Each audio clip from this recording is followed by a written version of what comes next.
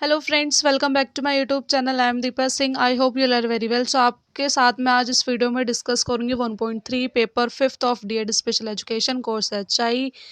इस पेपर की मैं 1.1 एंड 1.2 आपका डिस्कस कर चुकी हूँ। जिन्होंने अभी तक वो वीडियोस नहीं देखी है, प्लीज़ आप जाके उनको उसको वीडियोस को देख सकते हो।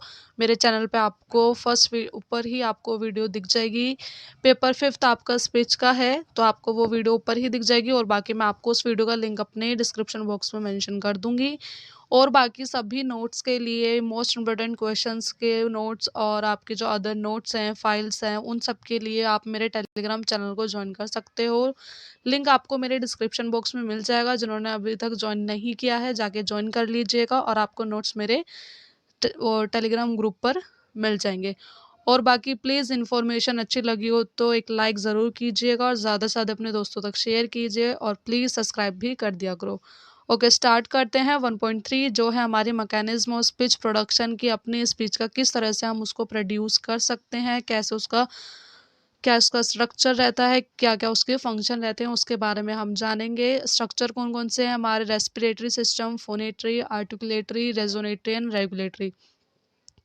ये पांच स्ट्रक्चर हैं, हमारे पांच सिस्टम हैं जिनके थ्रू हम अपनी स्पीच को प्रोड्यूस कर पाते हैं। ठीक है, अब एक एक करके हम सबके बारे में काफ़ी अच्छे से जानेंगे और काफ़ी इजी लैंग्वेज में जानेंगे, जिससे आपको भी अच्छा लगेगा पढ़ते हुए और मुझे भी आपको पढ़ाने में काफ़ी अच्छा लगेगा। ओके, स्टार्ट करते हैं। पहला हम इंट्रोडक्शन से स्टार्ट करते हैं कि जो वाणी उत्पादन है वो क्या है, मतलब स्पीच प्रोडक्शन क्या है। ठीक है, ओके, स्टार्ट करते हैं। वाणि उत्पादन एक जटिल प्रक्रिया है जिसमें सही योजना, समन्वय और विभिन्न ध्वनि उत्पादन अंग अंग की गति सम्मिलित होती है। कि जो वाणि उत्पादन है वो हमारे एक जटिल प्रक्रिया होती है जिसमें सारी योजनाएं शामिल होती हैं। और जो हमारे ध्वनि के उत्पादन अंग हैं, जो स्पीच प्रोडक्शन के जो हमारे पार्ट्स हैं, उन वो भी अलग अलग तरीके से शामिल होते हैं।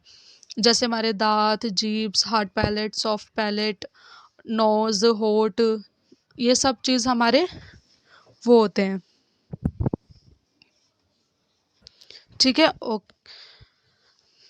वाणि उत्पादन भाषा से विभिन्न होती है क्योंकि भाषा उत्पादन में संकेत भाषा भी होता है। क्यों वाणी उत्पादन जो है वो हमारी भाषा उत्पादन से काफ़ी अलग होती है, जिसमें भाषा उत्पादन में सांकेतिक भाषा भी आती है और वाणी उत्पादन को सांकेतिक भाषा के साथ भी संलग्न किया जाता है। कि जो हमारे स्पीच प्रोडक्शन है, हमारी साइन लैंग्वेज के साथ भी उसका संलग्न किया जाता है। जब तक अगर बच्चे की स्पीच डेवलपमेंट नहीं होती है, बच्चा किसी शब्द को बोल नहीं पाता है, तो उसकी जो लैंग्वेज डेवलपमेंट है वो काफ़ी ज़्यादा अफेक्ट करती है बच्चे की, जब तक लैंग्वेज डेवलपमेंट भी नहीं होती है। ठीक है, गले में स्थित स्वर तंत्र से आने वाली आवाज़ को विभिन्न ध्वनियों में बदलने का कार्य उच्चारण अंग करते हैं। कि जो हमारे गले में जो हमारा वोकल कोड है, उससे आने वाली जो हमारी आवाज़ है, जैसे स्वर व्यंजन वाले जो शब्द हैं, उनको बदलने का कार्य भी हमारे जो आर्टिकुलेटरी सिस्टम है और हमारा रेस्पिरेटरी सिस्टम है, ये सब चीज़ काम करते हैं। ठीक है, वाणी एक बहुत जटिल प्रक्रिया होती है। इसकी उत्पत्ति में कहीं अंग के साथ मिलकर कार्य करते हैं। कि जो वाणी है, स्पीच है, इसमें काफ़ी सारी एक जटिल प्रक्रिया मानी जाती है, जिसकी उत्पत्ति के लिए, जिसको हमारी स्पीच को प्रोड्यूस करने के लिए काफ़ी सारे ऐसे हमारे पार्ट्स होते हैं जो एक साथ मिलकर वर्क करते हैं, जिसके थ्रू हम वाणी, जो हमारी स्पीच है, उसको प्रोड्यूस कर पाते हैं। जिसके फलस्वरूप एक अर्थपूर्ण वाणी का उत्पादन होता है, जिसके वाक उत्पादन के नाम से जाना जाता है। कि वाणी फल जिसके माध्यम से हमारी जो मीनिंगफुल स्पीच डेवलपमेंट होती है, जिसे हम स्पीच ऑर्गन्स के नाम से जानते हैं। वाणी की उत्पत्ति में मुख्यतः 5 व्यवस्थाएं भाग लेती है। कि जो वाणी की उत्पत्ति है, स्पीच प्रोडक्शन है, उसमें काफ़ी ऐसी 5 व्यवस्थाएं भाग लेती है। जैसे कि अभी मैंने आपको ऊपर बताया: रेजोनेटरी, फोनेटरी, आर्टिकुलेटरी, रेगुलेटरी और रेस्पिरेटरी। ये 5 स्ट्रक्चर्स होते हैं जो इसमें शामिल होते हैं, जिनके थ्रू हमारी स्पीच का प्रोडक्शन होता है अलग अलग तरह से। ठीक है, ये रहे 5 आपके। ओके, स्टार्ट करते हैं। फर्स्ट है हमारा रेस्पिरेटरी सिस्टम, जिसको हम श्वसन प्रणाली बोलते हैं। इस प्रक्रिया में सांस लेने तथा सांस छोड़ने की क्रिया होती है। कि इसमें क्या होता है कि रेस्पिरेटरी सिस्टम में जो हमारे लंग्स होते हैं उसमें सांस लेने की और सांस को छोड़ने की प्रक्रिया शामिल होती है, कि उसको इनहेल और एक्सहेल करने की एक जो प्रक्रिया शामिल होती है।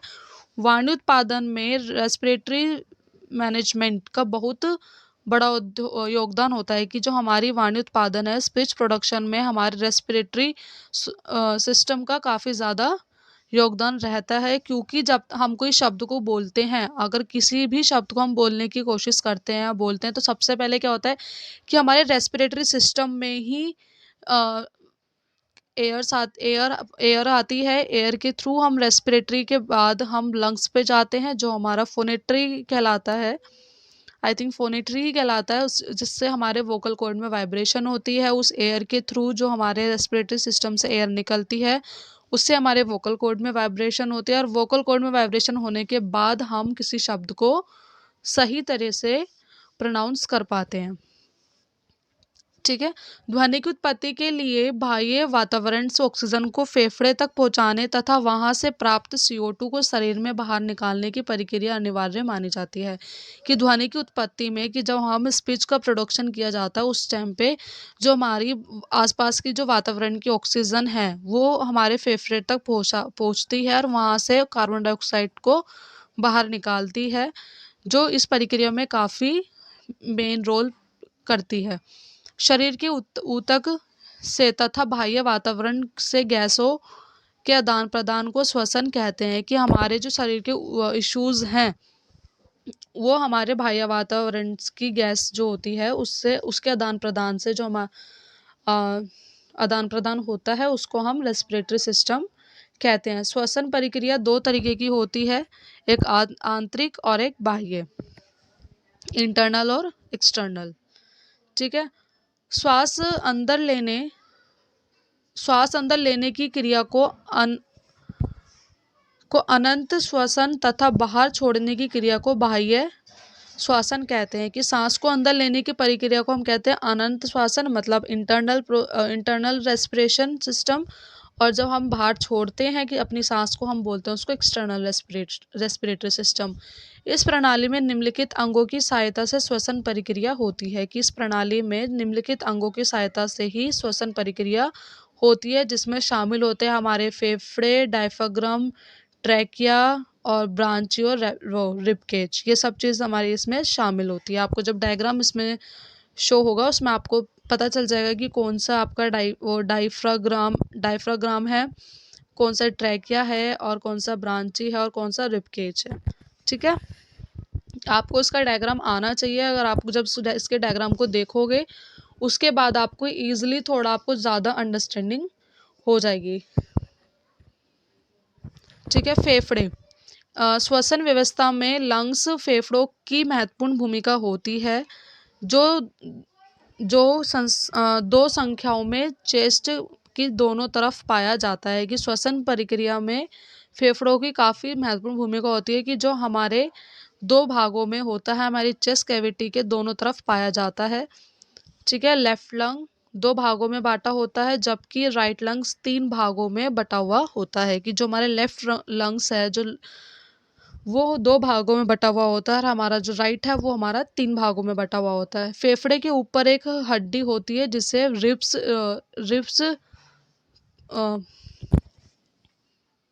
पुसलिया कहते हैं। कि ठीक है, जो हमारे फेफड़े हैं उनके ऊपर जो हड्डियां होती हैं उनको रिबकेज कहते हैं, मतलब रिबकेज उसको ही बोलते होंगे। ओके। फेफड़ा एक बहुत लचीला त्रिकोण आकृति का गुलाबी रंग का मांसपेशियों का बना होता है। कि जो फेफड़ा है वो काफ़ी लचीला होता है, मतलब काफ़ी स्किनी होता है, जो गुलाबी कलर का होता है और काफ़ी मांसपेशियों से बना हुआ होता है। फेफड़ों में बहुत ही सूक्ष्म रक्त नलिकाएं पाई जाती हैं, जिसके द्वारा CO2 प्लस O2 आदान प्रदान होती है। कि जो हमारे फेफड़ों के अंदर ये ऐसी नलिकाएं होती हैं जो खून की नलिकाएं होती हैं, जिनके माध्यम से हम इनहेल और एक्सहेल कर पाते हैं।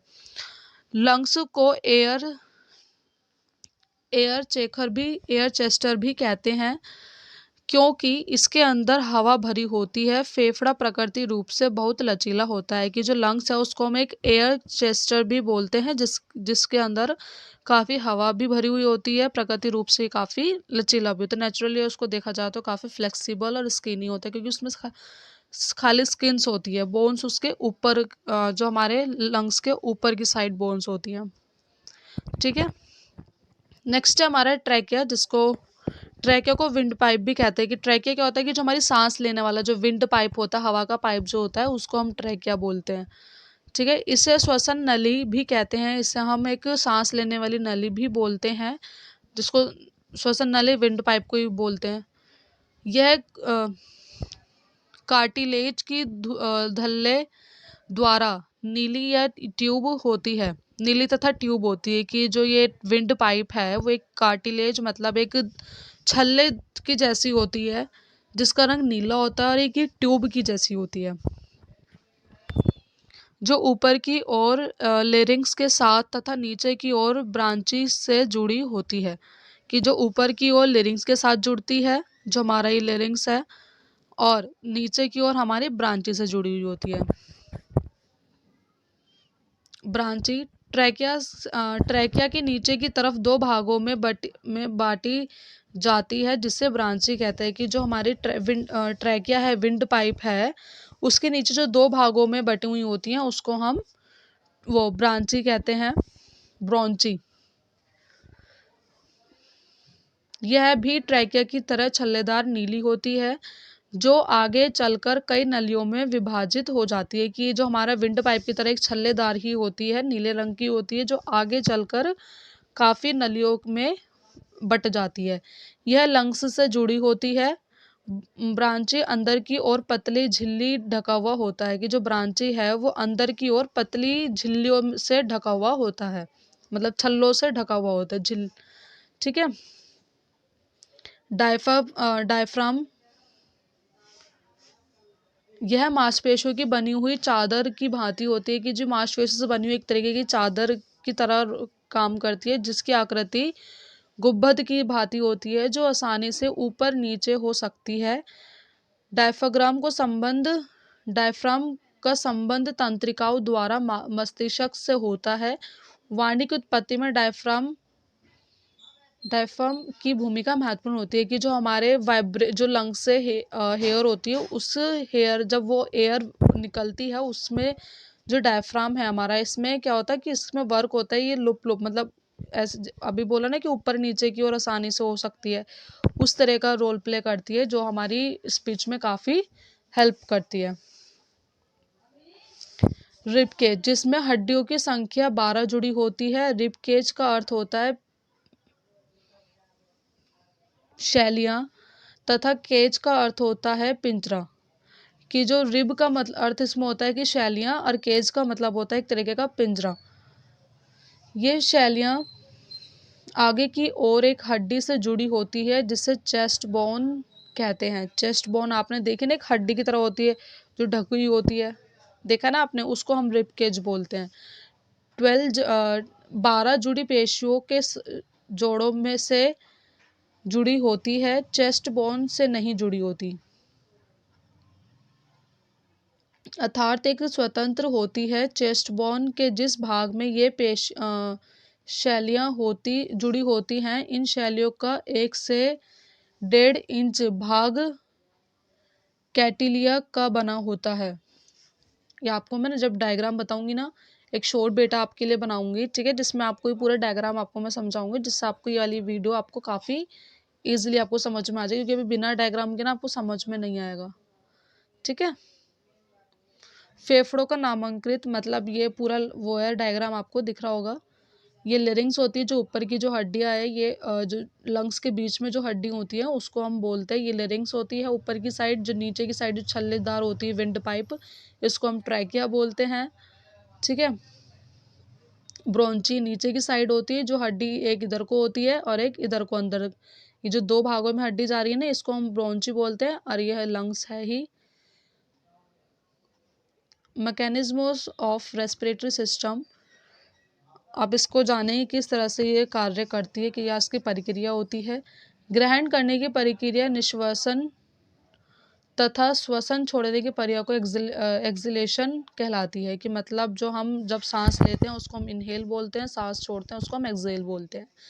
जब यह प्रक्रिया होती है तो श्वसन मांसपेशियों में तनाव और सिकुड़न होती है, कि जब हम ये प्रोसेस जब हमारा होता है, जब हम सांस लेते हैं और छोड़ते हैं, तो जो हमारी मांसपेशियां होती है वो उन पे काफ़ी दबाव पड़ता है और वो आपस में सिकुड़ जाती हैं, जिससे रिबकेज की सारी पेशियां ऊपर की ओर उठ जाती है। इसके साथ साथ डायफ्राम नीचे की ओर हो जाता है, जिसके फलस्वरूप थ्रेसियस थेरोसिस कैविटी का आयतन बढ़ जाता है। फेफड़ों का आयतन फिरोसिस कैविटी के आयतन पर निर्भर करता है। चार्ल्स के नियम अनुसार किसी वस्तु का आयतन बढ़ने पर उसके अंदर हवा का दबाव कम हो जाता है। यहाँ पर भी यह नियम लागू होता है कि थिरोसिस कैविटी का आयतन बढ़ने से फेफड़ों में हवा का दाब वातावरण हवा के दाब से कम हो जाता है। कि जो थिरोसिस कैविटी होती है वो बढ़ती है, तो उससे क्या होता है कि आपकी जो हवा का दबाव है वो उसके बढ़ने के कारण जो हवा का दबाव है वो कम हो जाता है। जो हमारे लंग्स में जो हवा का दबाव है, जब थिरोसिस कैविटी बढ़ती है तो उससे उसमें क्या होता है कि हमारे लंग्स के जो एयर प्रेशर है वो थोड़ा कम हो जाता है। इस हवा के दबाव को बराबर करने के लिए वातावरण से हवा फेफड़ों के अंदर चली जाती है। इस प्रक्रिया को श्वसन कहते हैं। श्वसन प्रक्रिया को पूर्ण जाने के पश्चात थ्रेसिस कैविटी के ऊपर तीन प्रकार बल एक साथ कार्य करते हैं। कि जब थ्रोसिस कैविटी के ऊपर की साइड जब ये थ्रोसिस कैविटी होती है तो उसके ऊपर तीन तरीके के बल जो है वो कार्य करते हैं। पहला, शैलियों के कार्टिलेज में उत्पन्न तनाव। की जो कार्टिलेज हैं शैलियों के जो हमारी शैलियाँ होती हैं उन पे काफ़ी स्ट्रेस पड़ता है, और जो गुरुत्वाकर्षण बल उन पे ग्रेविटी उन पर पड़ती है। मांसपेशियों की पूर्व अवस्था आने की प्रवृत्तियां, ये तीनों बल एक साथ कार्य करती है। जो मांसपेशियों की जो पूर्व अवस्था होती है उनमें थोड़ा चेंज होता है, उनकी प्रवृत्तियां आपस में वर्क करती है। ये तीनों बल एक साथ कार्य करते हैं, जिससे रिबकेज पुनः नीचे की ओर झुक जाता है तथा डायफ्राम अपनी पूर्व अवस्था के ऊपर की ओर उठ जाती है। तभी मांसपेशियों के उत्पन्न तनाव समाप्त हो जाता है।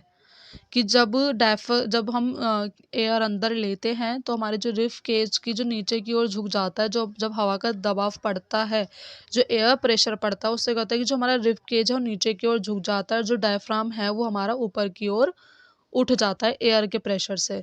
और जब हमारे एयर का प्रेशर पड़ता है हमारे लंग्स पे, डायफ्राम पे और हमारे रिब केज पर जब स्ट्रेस पड़ता है तो उसके द्वारा उस एयर के प्रेशर के द्वारा हमारे वोकल कॉर्ड में वाइब्रेशन होती है। और वोकल कॉर्ड में जब वाइब्रेशन होती है उसके माध्यम से ही हम किसी शब्द को प्रोनाउंस कर पाते हैं।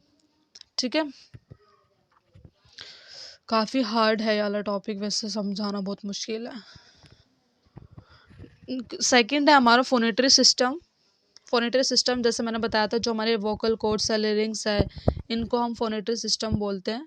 ठीक है, फोनेटरी सिस्टम के अंदर दो चीज़ आती है। एक तो हमारा लिरिंग्स, जो आपको एक गोल हड्डी दिखाई थी ऊपर की ओर, और उससे ऊपर की ओर जो हमारे वोकल कॉर्ड है, जो हमारा गले का एरिया है उसको। ठीक है, ये फोनेटरी में आता है। रेस्पिरेटरी में हमारे लिरिंग्स से नीचे नीचे वाला जो पार्ट होता है उसको हम रेस्पिरेटरी सिस्टम बोलते हैं। ध्वनि को उत्पन्न करने का यह एक मुख्य व्यवस्था माना जाता है।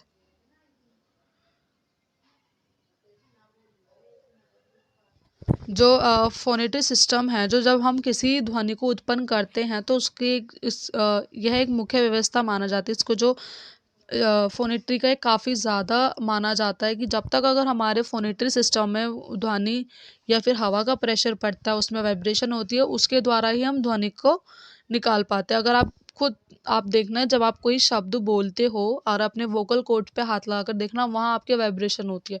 जो भी कुछ बोलोगे आप उसमें वाइब्रेशन होगी होगी। और जो कॉन्सोनेंट साउंड होते हैं उनमें सबसे ज़्यादा प्रेशर पड़ता है हमारे लंग्स पे, हमारी एयर्स का प्रेशर उन पर ज़्यादा पड़ता है, जिसके थ्रू हमारी वाइब्रेशन भी ज़्यादा होती है और उसका हम उच्चारण भी कर पाते हैं। पर जो वॉवल साउंड होते हैं उन पे हमारी ज़्यादा वाइब्रेशन नहीं होती है। ठीक है। फोनेटरी सिस्टम ध्वनि की उत्पत्ति का अति महत्वपूर्ण माध्यम है, क्योंकि इस व्यवस्था के अंतर्गत आने वाले अंग ध्वनि उत्पत्ति के जिम्मेदार होते हैं। कि जो फोनेटरी सिस्टम है वो ध्वनि के की उत्पत्ति में काफ़ी अच्छा एक मीडियम माना जाता है, क्योंकि इसके अंतर्गत ही आने वाली ध्वनि की उत्पत्ति होती है। कि इस प्रक्रिया के अंदर ही, इस प्रक्रिया में कार्य होने के बाद ही हमारी ध्वनि को हम प्रोड्यूस कर पाते हैं, उसकी जो हमारा स्पीच है उसको हम प्रोड्यूस कर पाते हैं। इस सिस्टम को मुख्यतः दो भागों में बांटा गया, हमारे लेरिंग्स और वोकल कॉर्ड। ठीक है। लेरिंग्स किसको बोलते हैं? स्वर तंत्र। लेरिंग्स मुख्य रूप से गर्दन के मुख्य भाग में स्थित होता है। साउंड बॉक्स या फिर वॉइस बॉक्स के नाम से भी जाना जाता है। कि अगर आपका ये 1 मार्क्स में आपका क्वेश्चन बन सकता है कि आपके प्रैक्टिकल टाइम पर भी पूछ सकते हैं कि साउंड बॉक्स और या फिर वॉइस बॉक्स किसको बोलते हैं। तो आपको याद होना चाहिए कि साउंड बॉक्स और वॉइस बॉक्स हम लेरिंग्स को बोलते हैं। ठीक है। ये जो आपका एग्जामिनर है वो आपसे पूछ सकता है आपके प्रैक्टिकल टाइम में, और आपके पेपर में भी आ सकता है। 1 मार्क्स का है, क्योंकि आप 1 मार्क्स से क्वेश्चंस भी आ सकते हैं, तो आपको पता होना चाहिए। ठीक है। लिरिंग्स कार्टिलेज की बनी संरचना होती है। जो लिरिंग्स है वो कार्टिलेज मतलब छल्लेदार की बनी एक वो होती है, संरचना होती है, जो नीचे की ओर ट्रैकिया के ऊपरी भाग से तथा ऊपर की ओर जीभ के पिछले भाग तक फैली हुई होती है। कि जो हमारी ट्रैकिया है, जो विंड पाइप से ऊपर की ओर वाली जो हड्डी होती है वो, और जो हमारी जीभ से नीचे वाली जो हड्डी होती है उसको हम पूरी को हम लिरिंग्स बोलते हैं। लिरिंग्स का मुख्य कार्य ध्वनि उत्पन्न करना होता है। लिरिंग्स में 2 प्रकार के कार्टिलेज पाए जाते हैं, जिसमें 3 जोड़े व 3 अनपेयर होते हैं। कि 3 तो जोड़े होते हैं और 3 अनपेयर होते हैं। ठीक है। पेयर्ड और अनपेयर कार्टिलेज।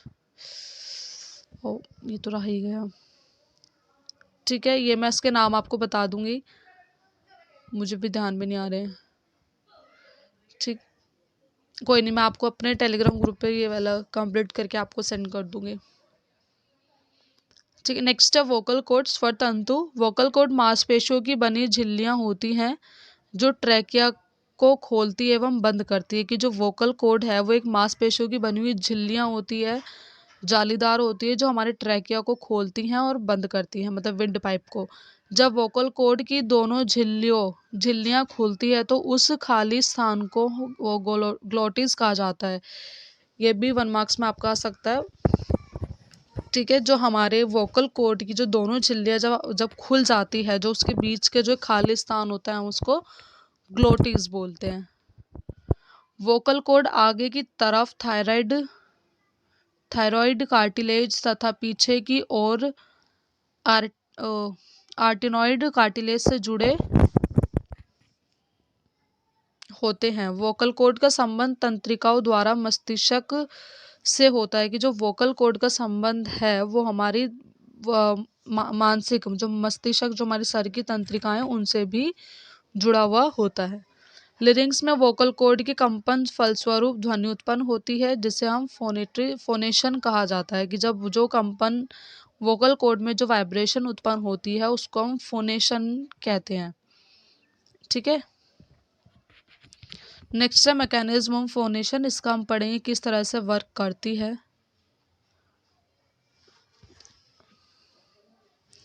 ध्वनि की उत्पत्ति करने के लिए फेफड़ों से आई हुई हवा का बल के रूप में प्रयोग किया जाता है। कि जो ध्वनि की उत्पत्ति करने के लिए जो फेफड़ों से आई हुई हवा का जो बल होता है, हवा का जो फोर्स होता है, उसका प्रयोग किया जाता है। वोकल कॉर्ड के नीचे हवा का दबाव बढ़ जाता है और इस दबाव के कारण वोकल कॉर्ड खुल जाता है। कि जब हमारे जो रेस्पिरेटरी सिस्टम है उस पर जब एयर प्रेशर बढ़ता है, तो एयर प्रेशर पड़ने के बाद जो हमारा वोकल कॉर्ड है वो खुल जाता है, ठीक है। और वोकल कॉर्ड से झिल्लियों का बना हुआ होता है। जो वोकल कॉर्ड है वो एक जालीदार है, काफ़ी सारी झिल्लियों से बना हुआ होता है, जो आपस में विभिन्न ध्वनि उत्पन्न करने की प्रक्रिया के दौरान आपस में जुड़ जाती हैं। कि जब हमारे रेस्पिरेटरी सिस्टम में हवा का प्रेशर पड़ता है, जिससे हमारे वोकल कॉर्ड की जो झिल्लियाँ होती हैं वो खुल जाती है, और उसके खुलने से जो उसमें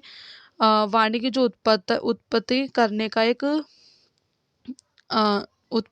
वाणी को प्रोड्यूस करने का कार्य करती है।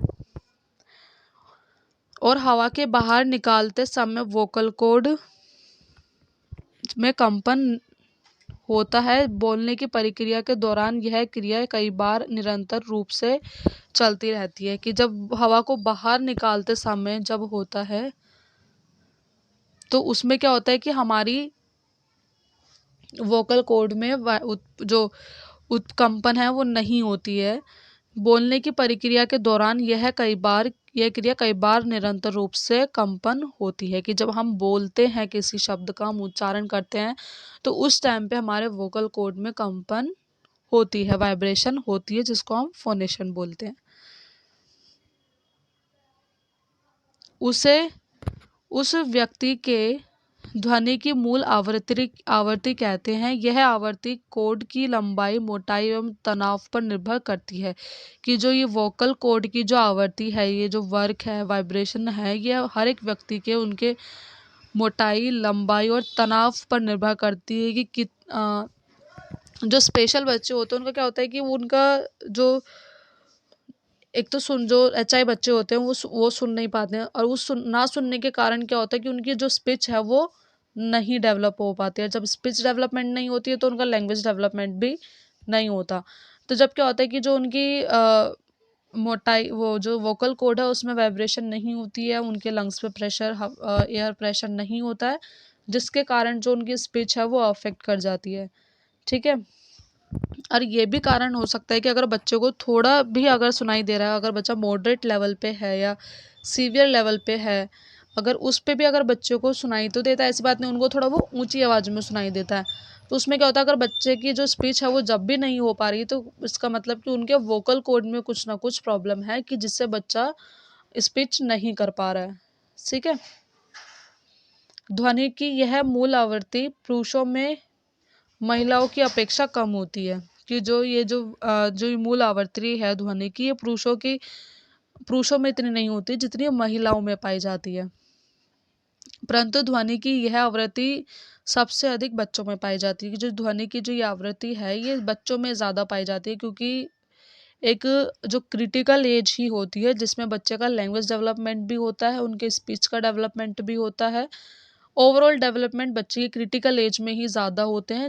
अगर उस टाइम पर अगर बच्चे की नहीं होती हैं प्रॉपर तरीके से, तो वो आगे भी उनको प्रॉब्लम करती है, वो चीज़ थोड़ी स्लो हो जाती है। ये नहीं बोलेंगे कि हम पूरी तरह से नहीं बोल पाएगा या कुछ नहीं कर पाएगा, वो जो है बच्चा उस अपने टाइम अकॉर्डिंग पीछे हो जाता है थोड़ा। नेक्स्ट है उच्चारण तंत्र। मुख निकालने वाली ध्वनि उच्चारण तंत्र आर्टिकुलेटरी सिस्टम को बोलते हैं। मुख से निकालने वाली ध्वनि को वाणी के रूप में परिवर्तित करते हैं। कि जो मुख से निकलने वाली जो ध्वनि होती है उसको हम स्पीच के रूप में हम उसका परिवर्तन करते हैं, अर्थात फोनेशन के पश्चात जो वाणी मुख से निकलती है वह उच्चारण तंत्र के विभिन्न अवयव के माध्यम से परिवर्तित किया जाता है, जिससे हम आर्टिकुलेटरी सिस्टम कहते हैं। कि जो हमारे फोनेशन से जो हमारी स्पीच आती है हम अपने उसको आर्टिकुलेटरी सिस्टम के माध्यम से हम उस शब्द को बोल पाते हैं। ठीक है। ये सिस्टम के द्वारा ध्वनि को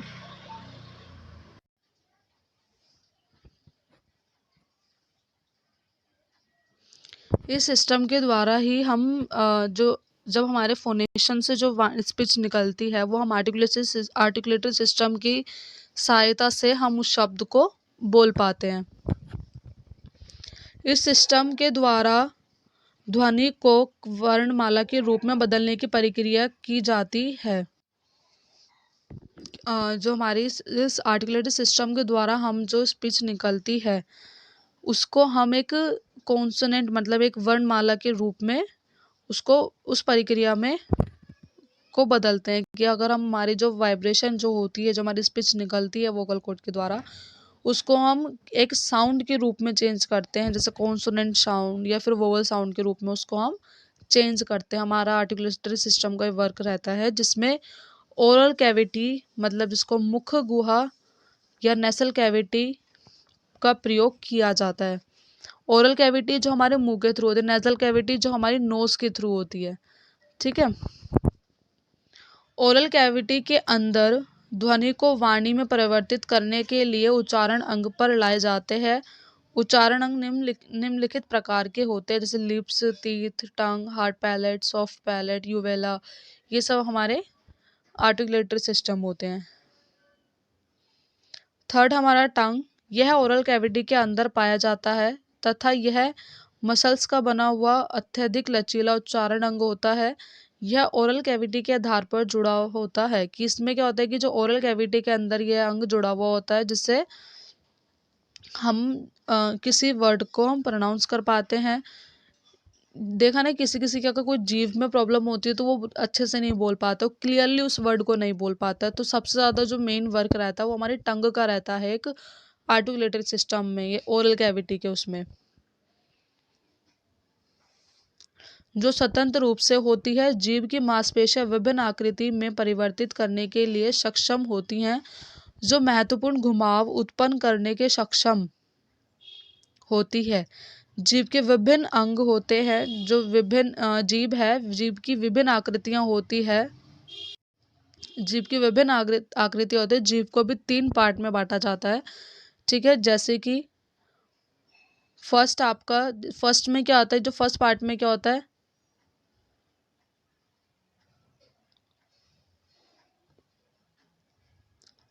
जीभ का काम क्या होता है फर्स्ट की जीभ का ऊपर उठाना, ठीक है, बाहर निकलना, अंदर की ओर दाएं बाएं घुमाना और मोड़ना। पार्ट में फ्रंट पार्ट, मिड पार्ट और बैक पार्ट, ये आपके पार्ट होते हैं कि जीभ को बैक पार्ट कौन सा होता है कि जो हमारे अंदर की ओर जो जुड़ा हुआ होता है। मिड पार्ट हमारी जीभ का बीच वाला हिस्सा और आगे वाला जो जो हमारे टीथ को या फिर लीप को टच करके किसी वर्ड को प्रोनाउंस करती है। ठीक है, ये जीभ का डायग्राम है पूरा। ठीक है, अब हम बढ़ते हैं तीत कि तीत का क्या वर्क रहता है। तीत भी हमारे ओरल कैविटी के अंदर आते हैं। दांत ऊपरी तथा निचले जबड़े से जुड़े हुए कई भागों में विभाजित एक कठोर तत्व होते हैं जो भाज्य पदार्थों को टुकड़ों में करके खाने योग्य बनाता है कि जो हर एक जो भोज्य पदार्थ होते हैं उनको टुकड़ों में करके अपने खाने के योग्य बनाता है। ध्वनि की उत्पत्ति तथा भोज्य पदार्थ बनाने में इनकी महत्वपूर्ण भूमिका होती है। सामान्यतः इसकी संस्था उस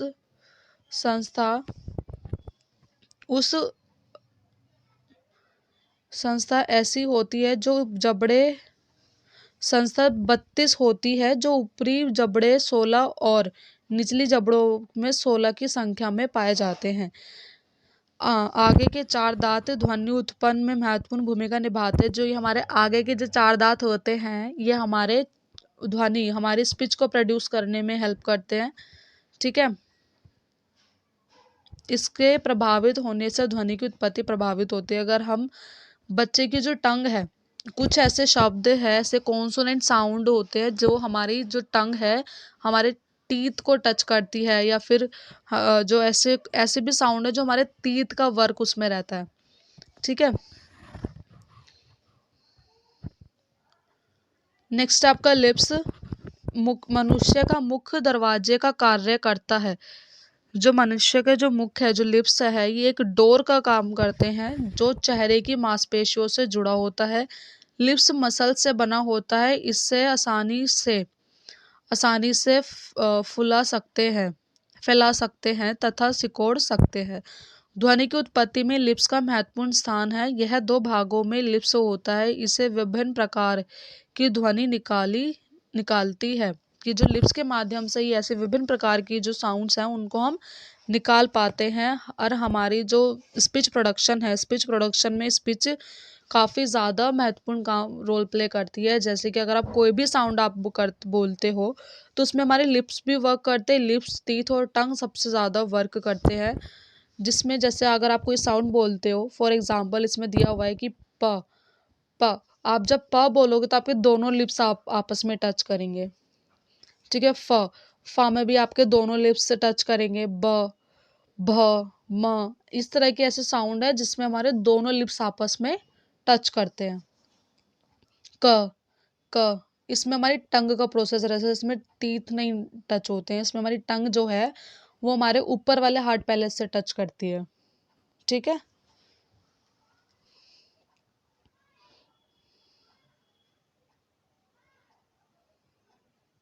नेक्स्ट है अब हमारा हार्ट पैलेट। यह ओरल कैविटी के अंदर ओरल कैविटी की छत के रूप में स्थित होता है,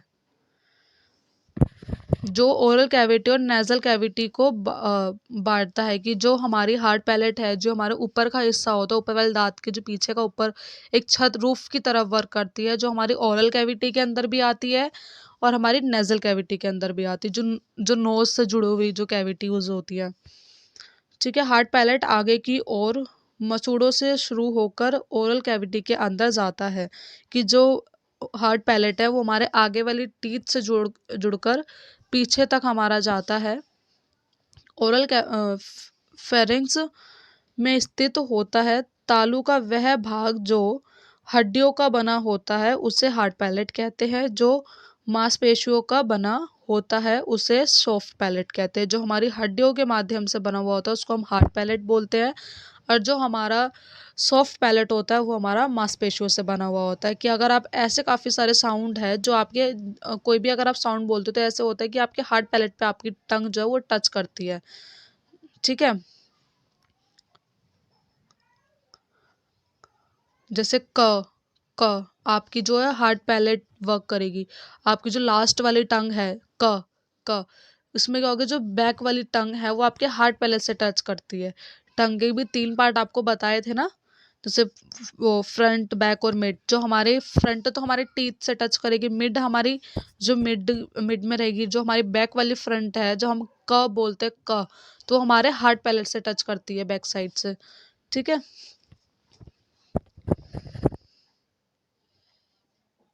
नेक्स्ट है soft palate. Soft palette nasal cavity के रूप में कार्य करता है। सॉफ्ट पैलेट की नेजल साउंड की उत्पत्ति करता है। जो हमारा सॉफ्ट पैलेट है वो हमारी जो कोई होता है ना कि जो नोज से साउंड को निकालता है, जो ऐसा आप बोलते हो ना कि ये तो थोड़ा नोज से बोल रहा है, सर काफ़ी अलग सी उनकी वॉइस होती है, पता चल जाती है, तो वो नेजल कैविटी के थ्रू निकली हुई होती है जिसमें हमारा सॉफ्ट पैलेट वर्क करता है। सॉफ्ट पैलेट नेजल साउंड की उत्पत्ति के समय नेजल कैविटी को खोल देता है तथा अन्य ध्वनि की उत्पत्ति का समय बंद कर देता है। कि सॉफ्ट पैलेट का काम जब होगा जब कोई नेजल कैविटी के थ्रू बोलता है। हमारी नेजल कैविटी के थ्रू स्पीच का प्रोड्यूस किया जाता है। ठीक है। म हमारी नेजल जो हमारी नोज है उसमें भी वाइब्रेशन होती है। ठीक है। सॉफ्ट पैलेट का अन्य कार्य ध्वनि की उत्पत्ति के आंतरिक भोज्य पदार्थों को नेजल कैविटी में जाने से रोकती है। सॉफ्ट पैलेट का कार्य क्या होता है कि जब हम बोलते समय जब ध्वनि की उत्पत्ति होती है, जो हमारे भोज्य पदार्थ होते हैं उसको हमारी नोज पे जाने से रोकती है सॉफ्ट पैलेट। सॉफ्ट पैलेट के अंतिम भाग से एक बहुत ही लचीली मांसपेशीय संरचना जुड़ी रहती है जिसे यूवेला कहते हैं। कि जो हमारी सॉफ्ट पैलेट की जो अंतिम भाग है, लास्ट भाग है, जो अंदर वाला जो पार्ट है उससे एक लचीली मांसपेशियाँ जुड़ी रहती है जिसको हम यूवेला कहते हैं। यूवेला कौन सी होती है, जब आप अपना माउथ खोल के देखना, जो नीचे की ओर जो एक लटकी हुई स्किन होती है ना, उसको हम यूवेला बोलते हैं। ठीक है। यूवेला वाणी की उत्पत्ति में यूवेला का महत्वपूर्ण भूमिका होती है। यह मांस का बना हुआ होता है जो कि सॉफ्ट पैलेट के अंतिम भाग से जुड़ा हुआ होता है। उच्चारण की अंग की गतिशीलता के आधार पर इन विभिन्न अंगों को 2 भागों में बांटा गया है। कि जो यूवेला है, यूवेला जो उच्चारण जब हम किसी को प्रोनाउंसिएशन करते हैं तो उसकी जो गतिशीलता होती है उसको 2 भागों में बांटा जाता है। एक तो एक्टिव आर्टिकुलेशन और पैसिव आर्टिकुलेशन। ठीक है, इसमें डायग्राम नहीं है, वरना डायग्राम के थ्रू आपको ज़्यादा अच्छे से समझ में आता, बट कोई नहीं, मैं आपको डायग्राम बनाकर वो भी मैं आपको समझाऊंगी कि इस तरह से क्या क्या, कौन से एक्टिव आर्टिकुलेशन है, कौन से पैसिव है। ठीक है, नेक्स्ट है एक्टिव आर्टिकुलेशन। जैसे ऐसे उच्चारण अंग जो ध्वनि की उत्पत्ति में ओरल कैविटी के अंदर गतिशील रहते हैं, कि एक्टिव आर्टिकुलेशन कौन से होते हैं, जो हमारी ओरल कैविटी के अंदर एक्टिव रहते हैं। ठीक है, ओरल कैविटी की आकृति में परिवर्तन करते हैं, उसे सक्रिय उच्चारण अंग कहते हैं। कि जो हमारी ओरल कैविटी की जो आकृति है उसमें जो परिवर्तन करते हैं उसको हम सक्रिय उच्चारण कहते हैं। ओरल कैविटी के अंदर कौन कौन सी चीज़ें आती है, हमारी लिप्स, टंग, सॉफ्ट पैलेट और यूवेला, ये हमारे ओरल कैविटी के अंदर आते हैं। अगर किसी शब्द को बोलते समय अगर हमारे ये चारों तीनों पार्ट्स अगर एक्टिव है तो वो कौन से होंगे, हमारे एक्टिव आर्टिकुलेशन होंगे। पैसिव आर्टिकुलेशन में क्या होता है, ऐसे उच्चारण जो ध्वनि की उत्पत्ति में भाग तो लेते हैं, पुनः पूर्णतः गतिशील नहीं रहते, अर्थात स्थिर रहते हैं। कि ऐसे आर्टिकुलेशन की जो हमारी स्पीच के दौरान उसको उसमें भाग तो लेते हैं, बट वो उस तरह से एक्टिव नहीं रहते हैं। ठीक है, function of articulatory system primary और सेकेंडरी। जो पैसिव आर्टिकुलेशन है वो दो भागों में वो होते हैं, जैसे प्राइमरी और सेकेंडरी। ठीक है, एक्टिव पैसिव आर्टिकुलेशन में दो होते हैं, एक तो प्राइमरी और सेकेंडरी। प्राथमिक कौन कौन से होते हैं, इसके अंतर्गत खाने पीने की क्रिया, हंसने तथा मुस्कुराने की क्रिया आती है। यह सिस्टम चेहरे की आकृति की सुंदरता प्रदान करता है। कि प्राथमिक कौन सी होती है, जिसके अंदर हमारे खाने पीने, मुस्कुराने, हंसने, इन सब की चीज़ों को की एक्टिविटी आती है, जो हमारे चेहरे की आकृति में सुंदरता लाती है। जीभ के द्वारा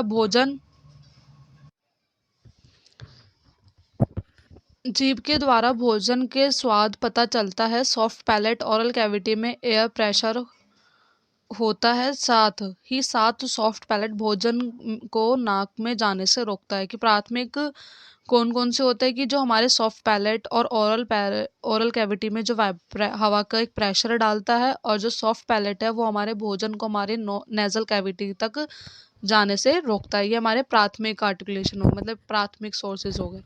द्वितीयक कौन कौन से होते हैं, इस सिस्टम में निम्नलिखित कार्य होते हैं। जैसे लिप्स के द्वारा कुछ प्रमुख ध्वनि उत्पन्न होती हैं, जिसे बाइलेबियल साउंड कहते हैं, जैसे कि प, फ, ब, भ, म। ये हमारे वो बाइलेबियल साउंड होता है, जिनको हम लिप्स के द्वारा निकालते हैं। दांत से उच्चारित होने वाले ध्वनि को हम डेंटल कहते हैं। जो साउंड को, ऐसे साउंड जो जिसमें हमारे दांत आपस में, जो हमारे टीथ है वो आपस में टच करते हैं, उनको हम डेंटल साउंड कहते हैं। जैसे थ, ध, ध, न, ये सब हमारे डेंटल साउंड होते हैं। सॉफ्ट पैलेट और टंग की मदद से कंठ वाली ध्वनि को उत्पत्ति होती है। जैसे कि जो सॉफ्ट पैलेट और टंग के माध्यम से ऐसे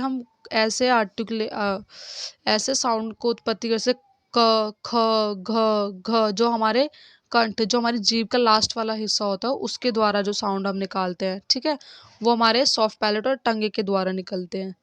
ठीक है, तो ये थे हमारे द्वितीय और प्राथमिक, और होपफुली आपको यहाँ तक अच्छे से समझ में आए होंगे। ये टॉपिक थोड़ा सा हार्ड है, बस हार्ड भी नहीं है, अगर आप इसको ईजिली समझ लोगे तो अच्छा रहेगा। इसको डायग्राम के थ्रू आपको ज़्यादा अच्छे से समझ में आएगा। मैं आपको इस पर एक छोटी वीडियो ज़रूर बनाऊंगी, जिसमें आपको मैं पूरा डायग्राम समझाऊंगी। ठीक है, नेक्स्ट है रेजोनेटरी सिस्टम, जिसको अनुवाद प्रणाली बोलते हैं। नेक्स्ट है हमारा रेजोनेटरी सिस्टम। फोनेटरी सिस्टम तथा को आर्टिकुलेटरी के उत्पन्न वाणी को तीव्रता बहुत कम होती है, जिसे सुनने में कभी कभी कठिनाई का अनुभव होता है। इन ध्वनि को सुनने योग्य बनाने के लिए ध्वनि की संरचना है जो ध्वनि को सुनने योग्य तीव्र बनाती है। रेजोनेटरी सिस्टम के मुख्य 3 भाग होते हैं, जैसे ओरल कैविटी, नेजल कैविटी और फेरिनेजल कैविटी। ठीक है। जो हमारी रेजोनेटरी सिस्टम है, रेजोनेटरी सिस्टम का वर्क क्या रहता है कि जो हमारी ओरल कैविटी और हमारी जो ओरल कैविटी नहीं, खुद ध्यान से करिएगा, फोनेटरी सिस्टम और जो आर्टिकुलेटरी सिस्टम के द्वारा जो स्पीच प्रोड्यूस होती है वो थोड़ी, उसकी जो वॉइस है वो थोड़ी कम होती है, उस वॉइस को सुनने योग्य बनाने का जो काम करती है वो हमारी रेजोनेटरी सिस्टम, वो हमारा रेजोनेटरी सिस्टम करता है, जिसके अंदर हमारी तीन चीज़ें आती है: ओरल कैविटी, नेजल कैविटी और फेरेनेजल कैविटी। ठीक है।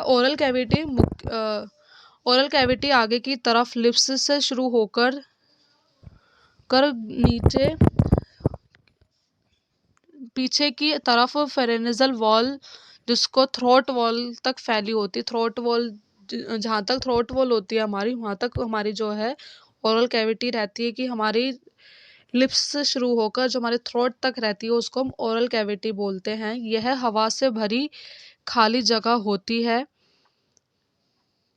जिसकी आकृति निचले जबड़े तथा जीभ के घुमाने पर निर्भर करती है। कि जो ये ओरल कैविटी है वो एक तरीके से हवा से भरी होती है, और जो उसकी नीचे की, जिसकी नीचे की आकृति जो निचले जबड़े होते हैं और जो जीभ की घुमाने पर निर्भर करती है। यह लिरिंग्स के द्वारा उत्पन्न ध्वनि का उच्चारण व्यवस्था के उच्चारण अंग को सहयोग से ध्वनि को सुनने योग्य बनाती है। कि जो हमारी लिरिंग्स के द्वारा जो ध्वनि उत्पन्न होती है उसको उस हमारे सुनने योग्य बनाती है। नेजल कैविटी, यह नेजल कैविटी आगे की तरफ नासिक गुहा से शुरू होकर पीछे की नोज फेरेनिक्स तक फैली होती है। कि जो हमारी नेजल कैविटी हमारी नोज, आगे की नोज से शुरू होकर पीछे की नोज तक फैली हुई होती है। यह हवा से भरी हुई खाली जगह होती है जो हार्ड पैलेट तथा ओरल कैविटी को विभाजित करती है। कि जो हमारे हार्ड पैलेट और जो हमारी ओरल कैविटी है उसको आपस में बांटती है। इसके पिछले भाग में सॉफ्ट पैलेट के द्वारा रूप में कार्य करता है। कि इसके जो पिछले भाग है उसमें उसमें उसमें जो सॉफ्ट पैलेट के द्वारा इसमें कार्य किया जाता है। नेजल साउंड की उत्पत्ति नेजल कैविटी से होती है। साथ ही वाणी की अन्य ध्वनि की उत्पत्ति में यह कैविटी का आवश्यकता अनुसार सहयोग देती है। कि हर एक जो नेजल कैविटी है वो नेजल साउंड जो है, वो नेजल साउंड को जो नाक से जो साउंड प्रोड्यूस होता है उसमें नेजल कैविटी काफ़ी कार्य करती है, और साथ ही जो अन्य ध्वनि होती है उसमें भी नेजल कैविटी काफ़ी आवश्यकता रहती है। ठीक है।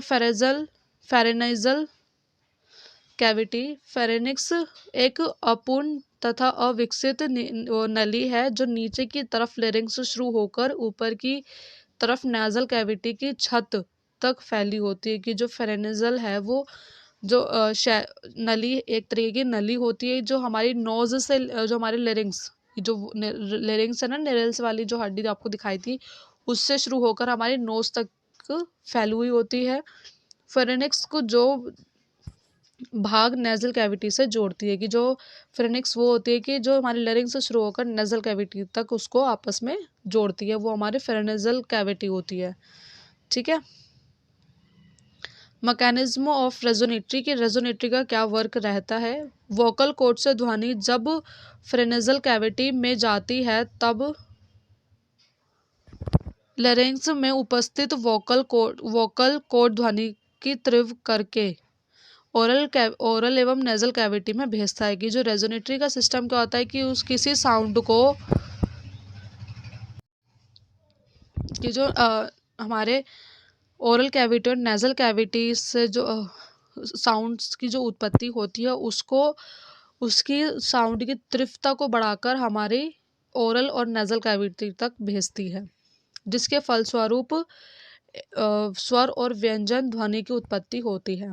ठीक है। अभी मैंने बताया था ना कि रेजोनेटरी का वर्क क्या रहता है कि जो हमारे साउंड्स निकलते हैं उनको, उनकी ध्वनि को बढ़ाकर, उनकी आवाज़ को बढ़ाकर वो उसको सुनने योग्य बनाती है। नेजल साउंड की उत्पत्ति के समय ओरल कैविटी बंद हो जाती है। कि जो हमारे नोज के द्वारा जो साउंड निकलते हैं उस टाइम हमारी जो ओरल कैविटी है वो पैसिव हो जाती है और ध्वनि नेजल कैविटी से निकलती है।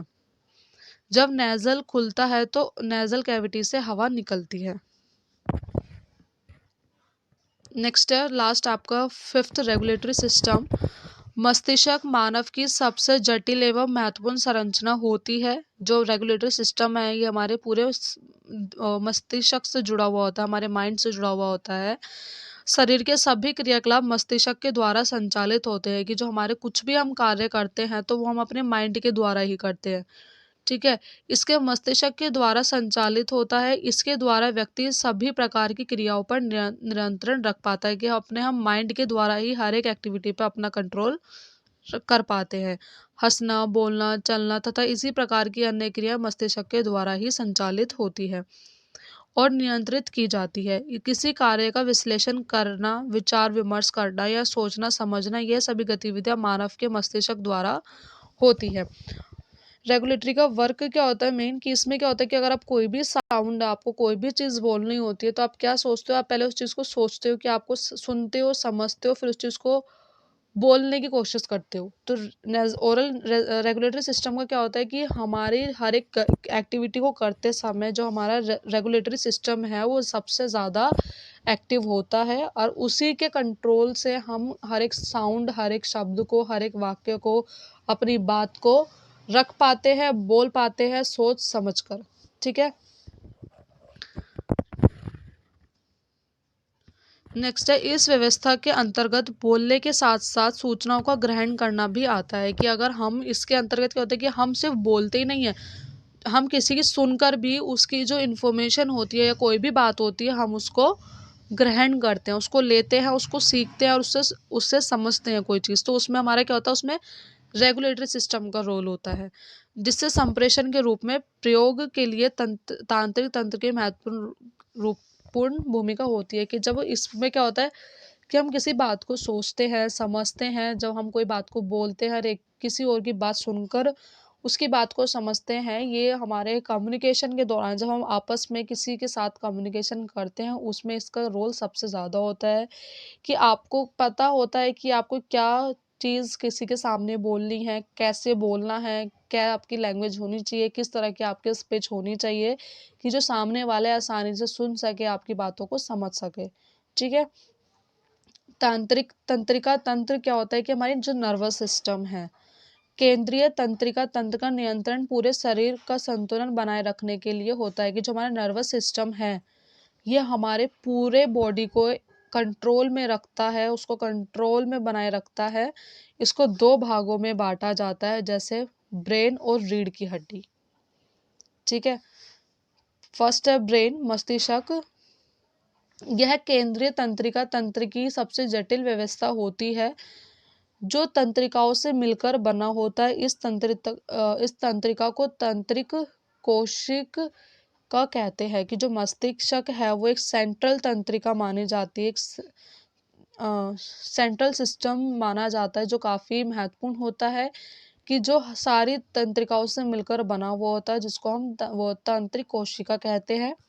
इसका मुख्य कार्य मस्तिष्क में उत्पन्न संवेदनाओं को शरीर के अंदर विभिन्न अंगों तक पहुंचाना होता है। कि इसका मुख्य कार्य क्या होता है कि हमारे माइंड में क्या चल रहा है उसको हमारे शरीर तक पहुंचाने में, और उसको एक एक्टिविटी के दौरान करने में कार्य करती है। कि आप जब आप कोई कार्य करते हो, बोलते हो, जो भी कुछ करते हो आप एक्टिविटी, आप उसको अपने माइंड के थ्रू आप उसको कंट्रोल करते हो, समझते हो, उसके बाद आप कोई चीज़ करते हो। तो इसमें क्या क्या होता है कि हमारा ब्रेन का काम होता है। मस्तिष्क को दो भागों में बांटा गया है, जिसे गोलार्ध कहते हैं, जिसको हम हेमिस्फेयर कहते हैं, जिसको दाहिना और बायां, लेफ्ट हेमिस्फेयर और राइट हेमिस्फेयर। ठीक है। मस्तिष्क के तीन भाग होते हैं, लेफ्ट ब्रेन, मिड ब्रेन और हाइंड ब्रेन। ठीक है। फार ब्रेन, अग्र जो आगे वाला हिस्सा होता है उसको हम फार ब्रेन बोलते हैं। ये आगे वाला जो माथे वाला हिस्सा होता है उसको हम फार ब्रेन बोलते हैं। मिडल जो हमारे बीच का हिस्सा होता है सिर का, और हिंड जो हमारे पीछे का हिस्सा होता है, जो गर्दन के उससे जुड़ा हुआ होता है। ठीक है। अग्र जो हमारे फार ब्रेन है, मस्तिष्क के अग्र भाग से बहुत शारीरिक क्रियाएं संपादित होती है, जिनमें मुख्य रूप से सोचना, समझना, तर्क वितर्क एवं शरीर की गति पर नियंत्रण करना गति होती है। कि जो फार ब्रेन का वर्क क्या होता है कि हमारा जो शारीरिक क्रियाएं होती है, जो हमारी फिजिकल एक्टिविटी होती है, उनको करने में हेल्प करती है। कैसे आपको सोचना है, किस तरह से आप तर्क वितर्क करते हो, और किस तरह से आप उसको हर एक चीज़ को कंट्रोल करती है। ये हमारे फार ब्रेन का काम होता है, जो हमारा फ्रंट ब्रेन है। यह विशेष रूप से गति पर नियंत्रण, वाणी नियंत्रण भी स्थापित करता है कि जो हमारी स्पीच है उस पर भी, उसको भी काफ़ी कंट्रोल में करता है। इस भाग के द्वारा ग्रंथ को छोड़कर अन्य भी संवेदी क्रिया संचालित होती है, कि इस भाग के द्वारा जो ग्रंथ को छोड़कर अन्य जो संवेदी क्रियाएं होती है, जो हमारी कॉग्निटिव एक्टिविटीज होती है, उसको भी संचालित करती है। इसके आंतरिक शरीर में पानी की औसत का बनाए रखना तथा सोने तथा चेतना संबंधित क्रियाओं को संपादित करना होता है, कि इसके अंतर्गत हमारे शरीर में पानी की एवरेज को बनाए रखती है, और सोने और किसी चीज़ को चेतना की, आपको ये चेतावनी देता ना, या किसी को कोई उस चीज़ की चेतना, अलर्ट हो जाना, उस उन क्रियाओं को भी करती है। नेक्स्ट आपका मध्य भाग। मस्तिष्क का मध्य भाग मुख्य रूप से दृष्टि श्रवण को नियंत्रित करना है। यह भाग गामक समन्वय को केंद्र बिंदु में माना जाता है, कि मध्य भाग जो हमारा बीच का जो ब्रेन है, उसका काम क्या होता है कि किसी चीज़ को देखना, या फिर किसी चीज़ को सुनकर समझना। ठीक है, ये हमारा मध्य ब्रेन का काम होता है, मिड ब्रेन का काम होता है। ठीक है, और यह हमारी जो है, इसको हम सेंट्रल बिंदु के नाम से भी इसको जाना जाता है, क्योंकि शरीर के विभिन्न प्रकार की स्नायु और विशेष कर चेहरे की मांसपेशियों के लिए उत्पत्ति स्थान होता है, कि जो मिड ब्रेन है वो हमारे विभिन्न प्रकार की जो मांसपेशियां हैं उसको, और हमारी जो चेहरे की मांसपेशियां हैं उसको उसको उत्पन्न करता है। ठीक है, मिड ब्रेन का एक वर्क होता है। नेक्स्ट है वो पश्च भाग, मतलब जो पिछला हिस्सा होता है ब्रेन का, जो हिंड ब्रेन होता है, जिसको हम हिंड ब्रेन बोलते हैं। मस्तिष्क का यह भाग मांसपेशियों का तनाव, विभिन्न अंगों की गति एवं स्थिति तथा वो मांसपेशियों का समन्वय स्थगित करता है, कि जो वो हिंड ब्रेन का जो वर्क होता है, क्या होता है कि मांसपेशियों पे जो स्ट्रेस होता है, जो उसकी गति होती है, उसको स्थित करता है, उसकी स्थिति को स्थगित करता है, कंट्रोल करता है। इस भाग से विशेष रूप से ऐच्छिक क्रियाएं स्थापित होती है, कि इस भाग से जो हमारी ऐच्छिक क्रियाएं, कि जो हम चाहते हैं, जिस जिस क्रियाओं को आप करना चाहते हो, आप वो क्रियाएं करते हो। ठीक है, उदाहरण के लिए बोलना, उच्चारण करना, क्योंकि पश्चात ब्रेन का एक उपभाग है जो विशेष रूप से तंत्रिका तंत्र को नियंत्रण करता है। ठीक है, साथ ही श्वास लेने एवं उच्चारण प्रक्रिया में भी मदद करता है। यह भाग वाणी उत्पादन, हृदय गति, रक्त नलिकाओं को संकुचन, प्रकुचन एवं श्वसन प्रक्रियाओं को नियंत्रित करता है, कि जो हिंड ब्रेन का वर्क होता है वो हमारी सारे सिस्टम को कंट्रोल में रखता है। हमारी, चाहे वो आपका वाणी उत्पादन हो, हमारी हार्ट बीट का हो, हमारी जो नलिकाएं होती हैं, जो खून रक्त नलिकाएं होती हैं, उनको कंट्रोल में रखता है। हमारी रेस्पिरेटरी सिस्टम की जो एक्टिविटीज़ होती है उनको भी कंट्रोल में रखता है। ये हिंड ब्रेन का काम होता है। ठीक है, नेक्स्ट आपका स्पाइनल कोड, जो रीढ़ की हड्डी इसमें था। यह केंद्रीय तंत्रिका तंत्र का एक भाग है जो शरीर में कुछ गामक एवं संवेदी क्रियाओं को नियंत्रण रखता है, कि जो रिब के स्पाइनल कोड है वो एक ऐसी तंत्रिका है जो हमारे शरीर की फिजिकल और कॉग्निटिव दोनों प्रक्रियाओं को कंट्रोल में रखता है, क्योंकि रीढ़ की हड्डी, जो रीढ़ रज्जु, जिसको हम रीढ़ रज्जु बोलते हैं, स्पाइनल कोड को हम रीढ़ रज्जु बोलते हैं। रीढ़ रज्जु में कुछ उपभाग होते हैं, और उन उपभागों का कार्य शरीर में अलग अलग अंगों पर नियंत्रण करना होता है।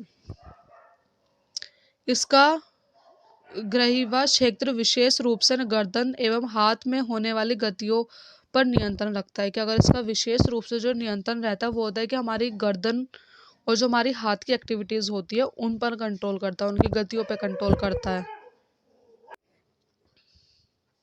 इसका ग्रहीवा क्षेत्र विशेष रूप से, ये तो हो गया था, थेरोसिस क्षेत्र श्वसन प्रक्रिया की गतिविधियों पर नियंत्रण करता है कि जो हमारी सांस लेने की जो प्रक्रियाएं होती है उन पर भी नियंत्रण करती है हमारी जो रीढ़ की हड्डी होती है। श्वसन क्षेत्र एवं सोच अन्य उत्सर्जन क्रियाओं को संचालित करता है, साथ ही सांस शरीर के निचले हिस्से को भी नियंत्रित करता है कि हमारी सांस लेने वाली प्रक्रियाएं, हमारी सोचने तर्क वितर्क वाली प्रक्रियाएं और जो हमारी फिजिकल एक्टिविटी होती है, जो हमारे निचले हिस्से की जो एक्टिविटी होती है उन सब पर भी कंट्रोल करती है।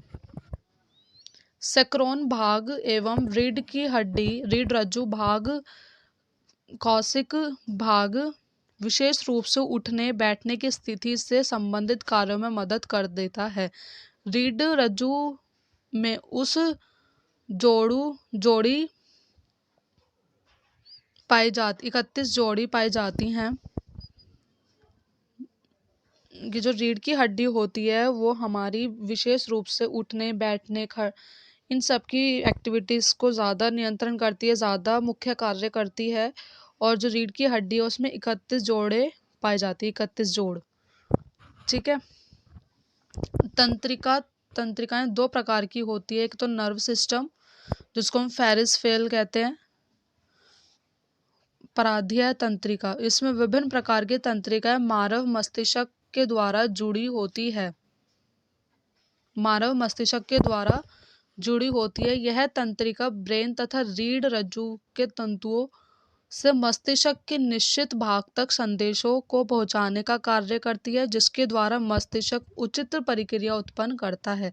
कि जो फेरिस पेल हमारा जो नर्व सिस्टम है उसमें क्या होता है कि हमारे मानव की जो मस्तिष्क सिस्टम होते हैं, जो माइंड जो ब्रेन है उसको कंट्रोल में कर रखती है और संदेशों को पहुंचाने का कार्य करती है, किसी एक्टिविटी में भाग लेने का कार्य करती है, जिसके द्वारा मस्तिष्क की उचित प्रक्रियाओं को जो हमारी ब्रेन एक्टिविटी होती है उनको उत्पन्न करती है।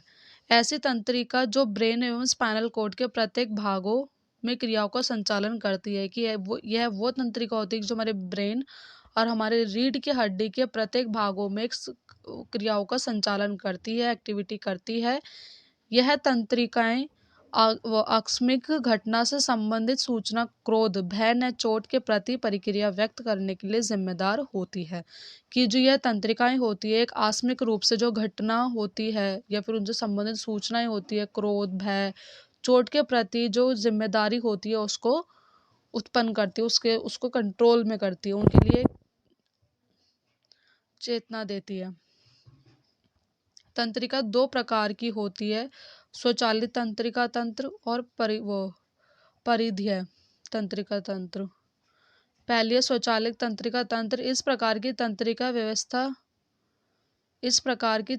व्यवस्था शरीर में होने वाली कई प्रकार की क्रियाओं पर नियंत्रण रखती है। कि जो स्वचालित तंत्रिका होती है वो शरीर से होने वाली एक्टिविटी, जो फिजिकल एक्टिविटी होती है उनको नियंत्रित करती है। इसमें ऐच्छिक एवं अनैच्छिक दोनों क्रियाएं शामिल होती है, जिसमें विशेष रूप से हृदय की धड़कन को बढ़ाने एवं घटाने का कार्य करती है। कि इसमें हमारी फिजिकल एक्टिविटी आती है जो एक ऐच्छिक, जो हम अपने मन से करते हैं, और ऐसी ऐच्छिक क्रियाएं, और ये जो हमारे हृदय की जो धड़कन है उसको बढ़ाने और उसको घटाने का भी काम करती है, जो स्वचालित तंत्रिका होती है। इस तंत्रिका को हार्मोन संबंधित प्रक्रिया देखने को मिलती है।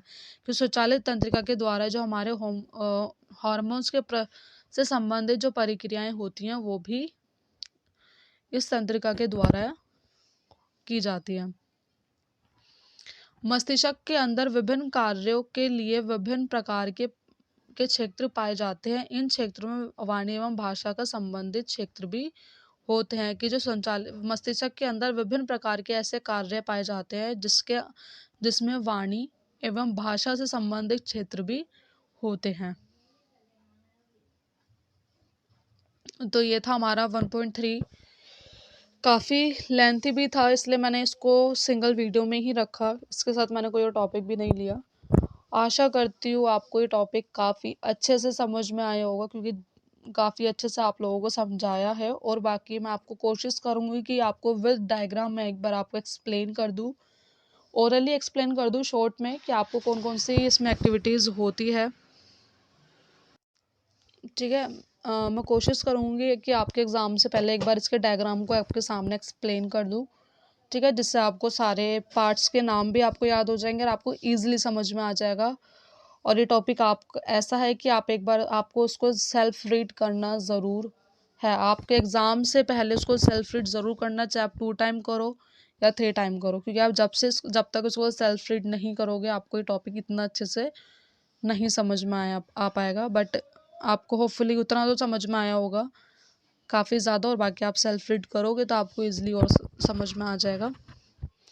तो ये वाला टॉपिक तो हमारा कंप्लीट होता है, ठीक है? और प्लीज़ वीडियो पसंद आए तो एक लाइक सब्सक्राइब ज़रूर कर दिया करो, अपने दोस्तों तक शेयर कर दो और उनसे भी सब्सक्राइब कराओ। और जो भी कोई आपको नीड है प्लीज़ मुझे कमेंट बॉक्स में कमेंट करके बता सकते हो। और बाकी मैं धीरे धीरे करके आपको सारे ही नोट्स प्रोवाइड कराऊंगी, ठीक है? और मेरे को सपोर्ट करते रहिएगा, मैं भी आपकी ऐसे ही हेल्प करती रहूँगी। Okay bye.